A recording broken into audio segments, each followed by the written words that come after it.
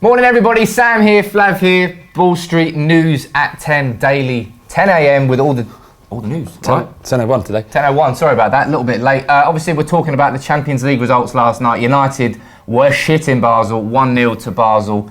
Still top of the group, but a bit of a shock result after what could have been a momentum-building 4-1 win over Newcastle at the weekend. How do United... Can you go out? Can you get knocked out? No, I think we've got to lose like 7-0 to Moscow at home. So you're saying there's a chance? 7-0 against Moscow at home. A chance? A chance, yeah, a chance. I'll give you that. There's a chance. There's a chance. Talk about that. We'll talk about Celtic getting absolutely pumped. 7-1. All the other results as well. Running through all the back pages. Everton giving up hope of signing Marco Silva. And Arsene Wenger apparently lining up Giovanni van Bronckhorst, the final manager, as his successor. Lots to cover. Let's go to the back pages. Okay, you'll start with the Express. United, Basel 40. Langstrike makes red sweat while Chelsea run right with 4-goal romp. I think United we just lost the game just to give the papers the headlines. That is a belter. It is a belter, to be fair. They must have been delighted when that happened. Yeah, so what happened? United were very good in the first half, hit the bar three times. Right. Shit in the second half. I mean, we were terrible. Pogba went off after 60 minutes for Matic. Right decision because he's only just come back from injury. I'd rather lose to Basel than lose Pogba to injury. But United were, I think, complacent in the second half. Also on the back of the Express, beware Nias dive ban. Unsworth unhappy with the rules, said it's going to lead to a lot of confusion.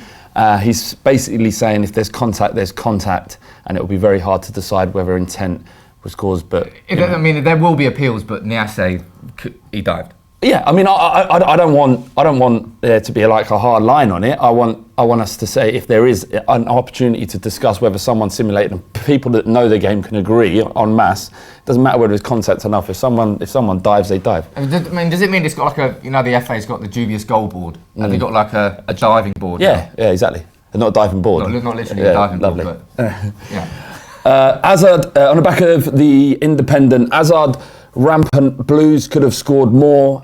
Chelsea absolutely superb in Qarabag. Well, they should be beating Qarabag, shouldn't they? Yeah, Atletico Madrid drew with them both games. Then, I mean, you'd assume by the name and the lack of kind of history around Qarabag that they should be beating them, but they're not a bad side. They've got a fascinating story as well behind the club themselves. I think they come out of a war-torn region, and how the club actually exists at the moment is fantastic. For them to be in the Champions League is a success anyway. And they've had Chelsea at home, but they got pumped. They did, absolutely pumped. Everton give up Hunt for Silva, no longer chasing the Watford manager. They have been chasing him for a long, long time now. Jack Pitt-Brooke from The Independent is saying that Everton were willing to offer up to £10 million in compensation. Marco Silva does not have a release clause in his contract. We're now reaching the stages where fucking managers need release clauses in their contracts or not. I don't know whether they've always had them, but Marco Silva, highly rated.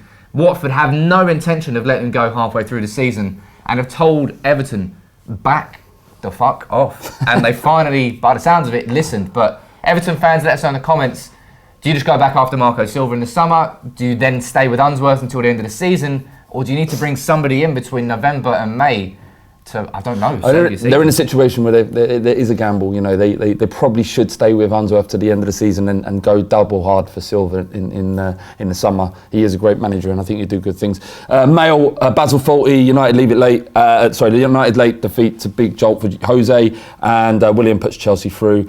There's also on the Mirror, the law is a Nias. I'm trying to figure out how puns a bit naff. The mess.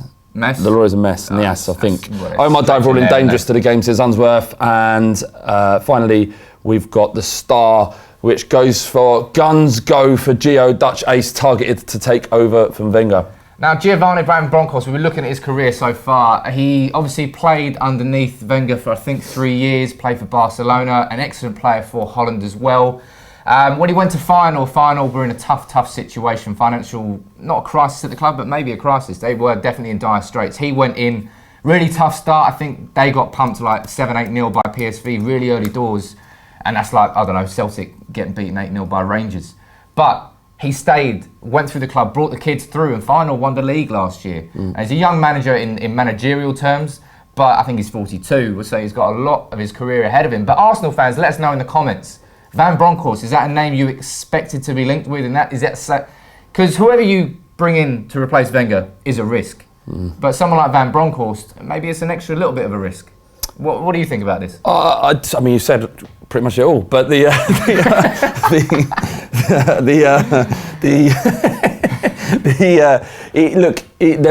is also always a kind of a risk that you go after a big name manager. You know, you look at the history of people like Capello, Van Gaal.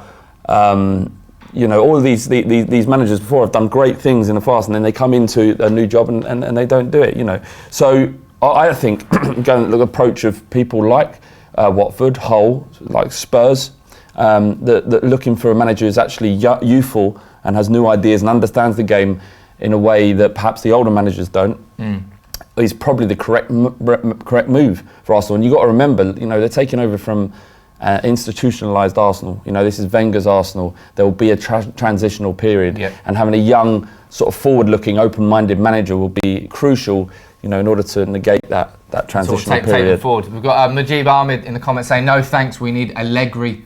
Allegri, a fantastic Italian manager, but would he want to come to Arsenal? Maybe, maybe not. Someone else who's been linked with a job in that same article by the Star is Eddie Howe.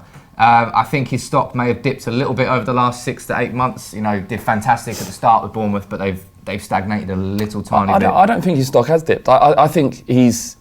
I mean, how much more? What more can he do with Bournemouth? You know, it's a tiny football club. You know, you're never going to get Bournemouth into that top 6, top 8 team without a massive amount of luck and effort, and your players playing far beyond what they're capable of. So, you know, I think he's reached a ceiling with Bournemouth. I'm not sure what else he can do. I think a big job is awaiting for him. Maybe Everton. You know, I think Arsenal may be one step too big for him at the moment. But you know, they shouldn't dismiss these youthful managers with lots of good ideas. I think Van Bronckhorst could be an excellent manager for them. Eddie Howe. But I see also the appeal of people like Allegri and as Majid Rahman says, Tuchel as well. You know, did good things with. He's done good things as well at Dortmund. But what we do is keep leaving your comments about Wenger. We'll go back to them in a couple of minutes. I'll run through all the results from the Champions League last night. So Moscow beat Benfica 2-0 at home, comfortable win for them. United lost 1-0 to Basel, but because United have won their first 4 games in that group, they're still sitting pretty at the top. And it should be an okay last final game at home to Moscow to qualify for the knockout rounds. And that'll be a good thing for Jose Mourinho and United fans. Had the Europa League last year, but United fans are gagging for the team to compete in the Champions League and the knockout round. If they can get past Moscow. I'll tell you what though, right? If we do get past Moscow, there is a chance. Because you finished top of the group, watch us go and draw Real Madrid. I mean, that'd be good. We dealt with them. No big thing. How are they? Easy? I mean, not easy, but you know, not for someone like us. Yeah, for Spurs anyway. PSG, as I said, absolutely pumped Celtic. It went 1-0 up. Dembele scored, but then they conceded 7. So I'm looking forward to talking to Kieran upstairs. Who's one in pumped? Celtic. Who's one in pumped? And then Anderlecht lost at home to Bayern Munich. As I said, Chelsea won 4-0 away at Qarabag, an expected win. Atletico Madrid, they kept their hopes alive in the Champions League. After 2 draws against Qarabag, they needed to win that game. Tough game against Roma, and Griezmann popped up with his first goal in 8 games, an overhead kick. Unreal finish from Griezmann. Juventus, a dull bore draw, 0-0 with Barcelona, probably the sexiest fixture on paper, but the only 0-0 out of all of them. And Sporting Lisbon beat Olympiacos 3-1. That is the full roundup of the Champions League. Now let's see. It's like they didn't know that last night. No, they didn't know that, but just in case you didn't, well, you know it now. I love the That's comments. What the news attends about, Flav. Feeding people the news. Sorry, it's been Read some comments out. Being silly. Do your job. I've got some weird stuff here. Flav, read this and smile for me, baby boy. What's going on? You've got a niche following. Yeah, I'm fine. I'm happy with that as well. Well, do it. Smile for him.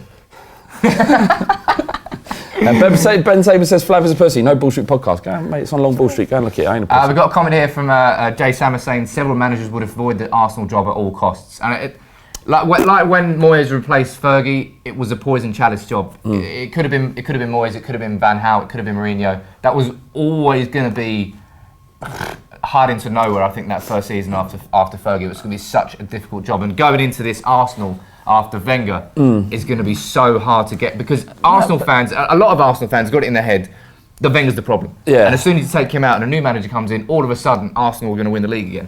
So their expectations immediately are going to be on winning the league. Yeah, but no, I don't think there are loads of managers that would want that job. Tons. I didn't say there wouldn't be managers who wanted the job, but it's going to be a tough job. Oh yeah, it's going to be difficult. But you know, I think the feeling, the anti-sentiment around Wenger is so significant now that anyone going in is going to kind of be supported by all the fans and get behind it. So I get it will be a difficult job in real terms, but I think the first few months you'll get a grace period. But you know, it'll be a different thing for Arsenal fans to kind of experience. It's going to be very different, and it is what it is. I'm looking forward to it, to be fair. They get absolutely rogered. Rodgers, every what, a bit week. like you, 2-0. Sorry, that's sorry. That's fine. We deserve it. We did. They did. They were the better team. Fair enough. I shouldn't have brought that up. Anyway, as today's news at 10, thank you all for joining in. If you're new, make sure you hit that subscribe button and the notification bell. We'll be here tomorrow, Friday. Happy feelings around tomorrow, mate. Yeah, all today. Tomorrow, not today. Yeah, not today. That's tomorrow. Not Friday yet. You're looking forward to that, though. Yeah. Do anyone ever does subscribe? I don't know. I don't think they do. Well, I hope someone does. Well, I mean, they do, but not because we tell them to. Well, you do what I tell you to do, right? Yeah. Let's not talk about that. That was last night. No, you've already subscribed anyway. Bye. See ya.